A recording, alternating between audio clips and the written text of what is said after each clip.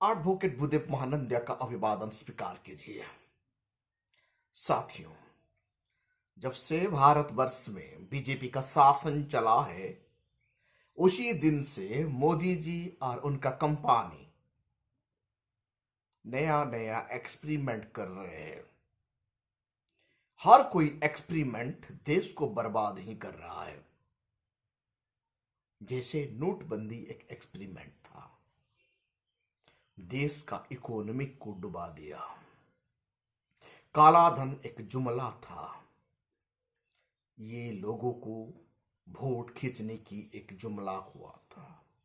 Bullet train एक सपना था, लोगों को सपना दिखाकर बर्बाद कर दिए। कोरोना पीरियड में लॉकडाउन देश को पूरा बर्बाद कर दिया। उसके साथ साथ आप सभी लोगों को पता है कैसे रेलवे को प्राइवेटाइजेशन करना, देश का इकोनॉमिक बर्बाद। एयर इंडिया को बेच देना, देश का इकोनॉमिक को बर्बाद। देश का तमाम पीएसयू को बेच देना, देश का इकोनॉमिक ऊपर बहुत बड़ा प्रहार हुआ। हर कोई एक्सपेरिमेंट बीजेपी का भारत के लिए नुकसान ही हो रहा है। आज नौजवान जॉबलेस हो गए हैं। भारत का करेंसी डॉलर का सामने गिर चुका है, यानी लगभग $1 इज इक्वल टू 78 रुपये हो गया है। भारतवर्ष इकोनॉमिक क्राइसिस में जूझ रहा है। 8 साल हो गया भारतवर्ष में अपॉइंटमेंट 0 हो गया है। आज का तारीख में जब ज्यादा प्रेशर हुआ तो मोदी जी ऐलान करते हैं 10 लाख नौकरी देने के लिए। ये भी 1 साल 60 महीना का अंदर 10 लाख जॉब दे देंगे। बसपा सुप्रीमो मायावती, बहन मायावती जी, उनका ट्विटर हैंडल में ये लिखती है, जितने नौकरी का ऐलान किए मोदी जी, उनसे ज्यादा बैकलॉग भारतवर्ष में भरा नहीं गया है। और एक नया एक्सपेरिमेंट आप बीजेपी का ऐलान हो चुका है।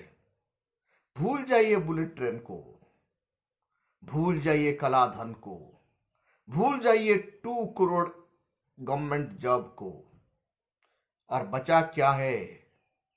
पूरा पीएसयू तो बर्बाद है, कहां से नौकरी मिलेगा? तो आज का तारीख में बीजेपी सरकार भारत का रक्षा बजट का ऊपर नजर रख रहा है। अग्निवीर एक नया नाम दे दिए है। अग्निवीर के तहत हमारा डिफेंस में सुधार लाने के लिए कैसे जुमले और कैसे झूठ लोगों को बताया जा रहा है।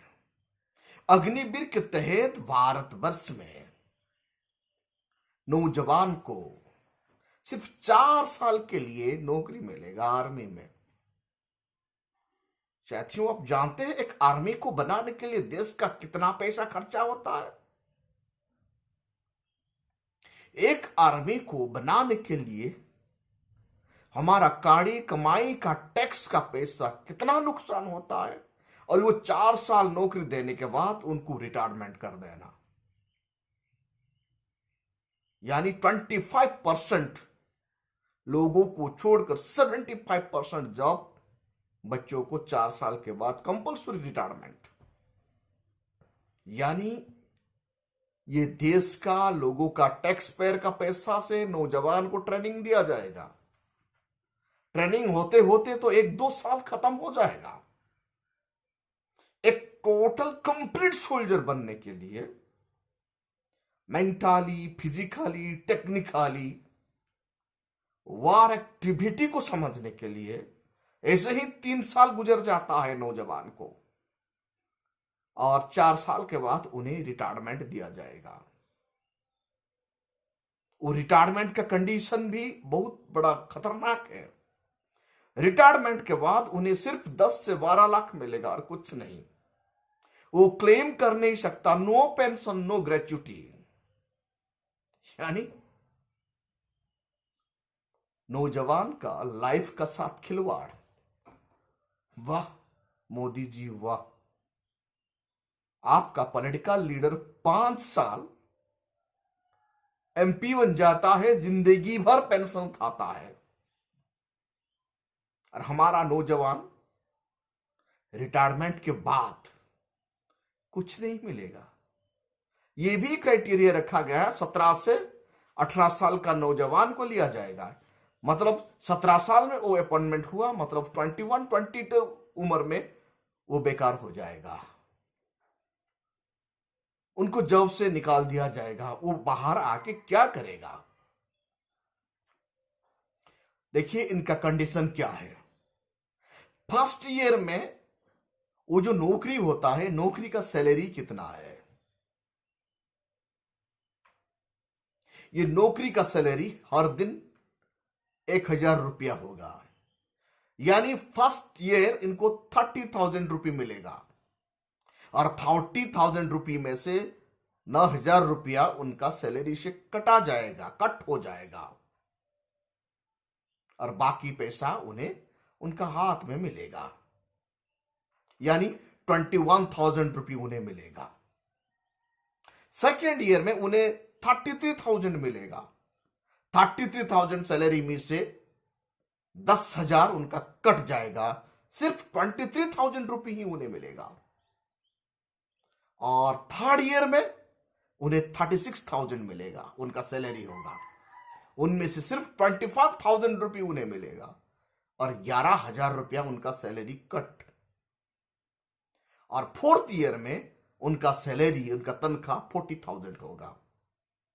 40,000 में से उनका हाथ में जाएगा कैश 28,000, और 12,000 रुपया कट जाएगा। यानी कुल मिलाकर 5 लाख रुपया उनका 4 साल का अंदर डिपॉजिट होगा, और गवर्नमेंट और 5 लाख मिलाकर 10 लाख रुपया उनका हाथ में दे देगा रिटायरमेंट के बाद। वो 12 लाख रुपया लेके क्या करेगा? उस वक्त उनका उम्र 21-22 होगा। 21-22 उम्र का लड़का 12 लाख रुपया में क्या करेगा? ना अच्छा एक मकान बना पाएगा, ना उनका बहन का शादी कर पाएगा, ना उनका बूढ़ा बाप को मेडिकल में अच्छा ट्रीटमेंट दिला पाएगा, या आने वाला उनका जनरेशन को अच्छा एजुकेशन दे पाएगा। देश का साथ के ऐसे खिलवाड़ बहुत बड़ा खतरनाक है। लोग इसीलिए आर्मी में ज्वाइन करते हैं ताकि रिटायरमेंट के बाद पेंशन मिले, और वो उनका लास्ट जिंदगी कम से कम खुशी से जिए। 4 साल के बाद उनका लाइफ फिनिश हो जाता है। उस वक्त उनका उम्र 22-23 ईयर होता है। वो आके क्या करेगा? कहां जाके नौकरी करेगा? भारत में तो पीएसयू बचा ही नहीं, गवर्नमेंट जब बचा ही नहीं। हर कोई पीएससी को तो बेचा गया। वो आके कहां नौकरी करेगा? इसलिए भारत का कुछ बुद्धिजीवी प्रश्न उठा रहे हैं। अशोक गहलोत जी का एक ट्विटर हैंडल में ट्वीट आता है, वो कहते हैं जो 4 साल के लिए जो नौजवान को जो नौकरी में रखा जाएगा, किनको रखा जाएगा? भारत का नौजवान को या आरएसएस का वर्कर को? ऐसे भी तंग कस रहे हैं लोग। साथियों, आर्मी का साथ ऐसे खिलवाड़ करना देश का सुरक्षा के लिए कितना खतरनाक है, आने वाला वक्त ही पता चलेगा।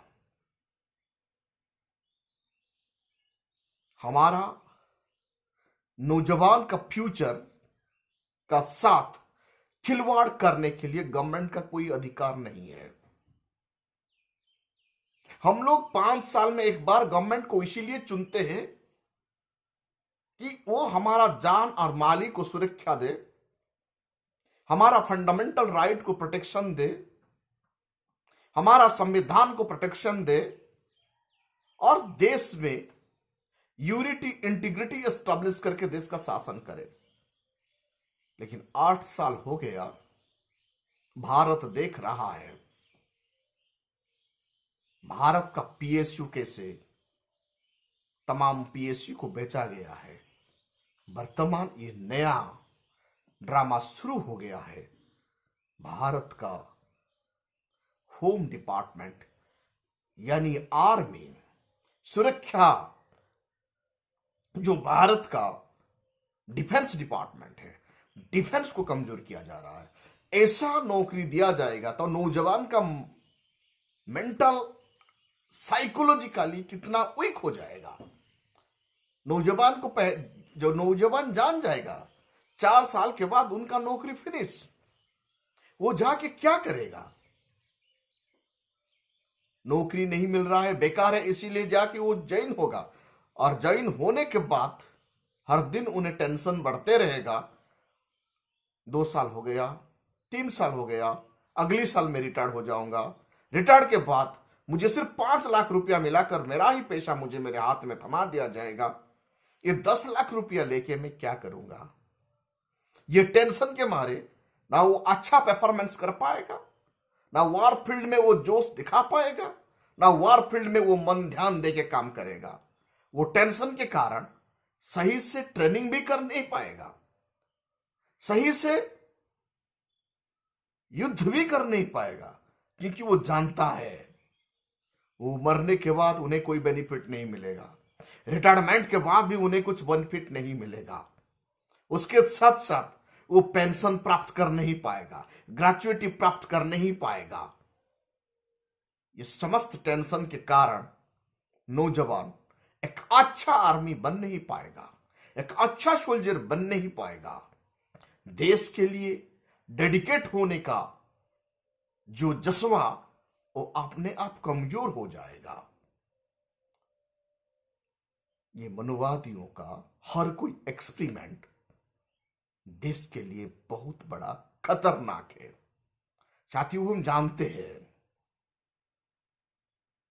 कौन जाता है ऐसे आर्मी में, कौन ज्यादा अपॉइंटमेंट होता है। Maximum schedule caste, schedule tribe, OBC and minority बच्चे, गरीब घर का बच्चे ही ये नौकरी करने के लिए जाते हैं। इनका फ्यूचर का साथ कैसे खिलवाड़ कर रहे हैं। जब अटल बिहारी वाजपेयी जी आए थे, कैसे म्युनिसिपैलिटी कॉर्पोरेट में काम करने, कॉर्पोरेशन में काम करने वाले झाड़ूदार, टट्टी साफ करने वाले लोगों का तनख्वाह गवर्नमेंट का नौकरी ट्रीटमेंट हुआ करता था तो 50,000, 40,000, 60,000 तनख्वाह मिलता था। अटल बिहारी वाजपेयी जी आते ही उन्हें प्राइवेटाइजेशन कर दिए गए। आज वो कंट्रेक्चुअल लेबर बन गया है। कैसे शेड्यूल कास्ट को उसे फिनिश कर दिया गया। ऐसे ही ये अग्निवीर ऐसा एक प्रोग्राम है, SC ST OBC नौजवान को ये बर्बाद कर रहा है। ये कर देंगे। ये नौजवान 4 साल के बाद जॉबलेस हो जाएंगे और उनका फ्यूचर बर्बाद हो जाए, क्योंकि वो 17 साल उम्र में चला जाता है। उनका एजुकेशन क्वालिफिकेशन क्या होगा 17 साल उम्र में? 17 साल का उम्र में उनका educational qualification maximum 12th class होगा। 4 साल के बाद वो वापस आएगा, ना वो पढ़ पाएगा ना और डिग्री एक्वायर कर पाएगा। कैसे नौजवान का फ्यूचर का साथ अनपढ़ बना कर रखने के लिए कैसा एक नया तरीका चल रहा है। भारत को ब्रेनलेस कर दिया जाएगा। ये अग्निवीर प्रोग्राम इतने पता चल रहा है। अग्निवीर प्रोग्राम के तहत maximum schedule caste, schedule tribe, OBC minority और गरीब घर का जनरल बच्चे यहां पार्टिसिपेट करेंगे और 4 साल के बाद सड़क पर घूमेंगे भीख मांगकर। उनका पास ना अच्छा डिग्री होगा, अच्छा क्वालिफिकेशन, कुछ नहीं होगा।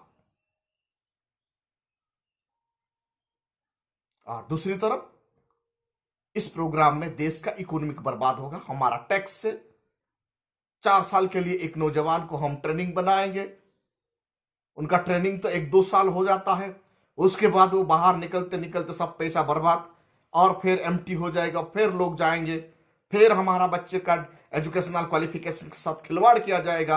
11th क्लास या 12th क्लास में उनको आर्मी में कम जाना होगा, वापस आने के बाद वो कुछ कर नहीं पाएगा। ऐसे करके देश का ह्यूमन रिसोर्स को कंगाल किया जाएगा। साथियों, अभी भी फिर मोदी जी ये डिक्लेयर कर रहे हैं 10 लाख जॉब देने के लिए। जब मिलेगा तब पता चलेगा। जब भी मोदी जी कोई डिक्लेयर करता है वो तो उल्टा नतीजा निकलता है। बुलेट ट्रेन का सपना उल्टा नतीजा, नोटबंदी उल्टा नतीजा, काला धन उल्टा नतीजा। ना देश बेचने दूंगा, ना देश को झुकने दूंगा, देश को बेच दिया गया है। मोदी जी जो कहते हैं उनका नेगेटिव रिजल्टिंग असर ही देश के लिए मिलता है। वक्त आएगा तो पता चलेगा, देखते हैं क्या होता है। साथियों, आप देख रहे हैं voice of people, voice of बहुजन। इस चैनल को ज्यादा से ज्यादा लाइक कीजिए, कमेंट कीजिए, शेयर कीजिए। शेयर करना मत